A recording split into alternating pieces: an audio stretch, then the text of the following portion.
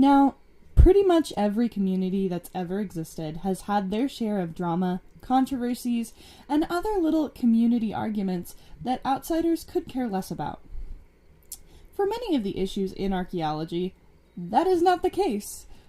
When we're in archaeology, we are dealing with the artifacts and histories of others, so others really do care. Issues like repatriation, funding, land use, and artifact protection policies really do matter to people. Today I'm going to tell you a little bit about an argument that I've seen a lot of my classmates and professors have. I've seen debated a little bit at conferences, and it is this idea of collection. Now, when you're working on a site, you may or may not be able to actually collect artifacts. This varies pretty greatly depending on who actually owns the land you're working on.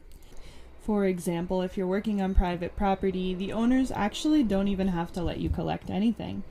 Further than that, depending on what state you're working in, if you're working on federal or state lands, it may be more difficult to get a permit to collect. Archaeologists collect artifacts from sites for a variety of reasons, including diagnostic purposes and also to protect the artifacts themselves. If the artifacts are in a farming or development zone, they may very well be taken for their own preservation. The argument I've been hearing between lots of archaeologists and archaeology students is whether or not artifacts should be taken at all, how many should be taken, and for what purpose they should be allowed to be taken.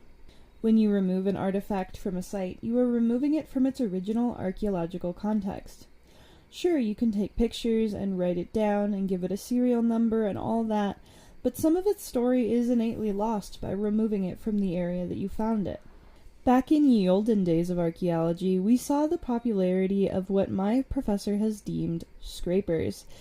These people scraped the dirt for any and all artifacts they could find and took them all back to the lab for testing. If these artifacts have not been lost completely, they are often lost in the boxes and boxes of collections in the backs of museums and universities. Although this can provide us with education later on in time, it still takes away from the history that's out there now. There are lots of opinions on this issue, from professors who think that we should leave artifacts for the next generation of students, to others who believe that we should take everything so that it isn't destroyed by someone else later. Many people think that you should just take enough to know what's going on in the site and leave the rest. But what do you think? If you were an archaeologist, how many artifacts would you take from a site?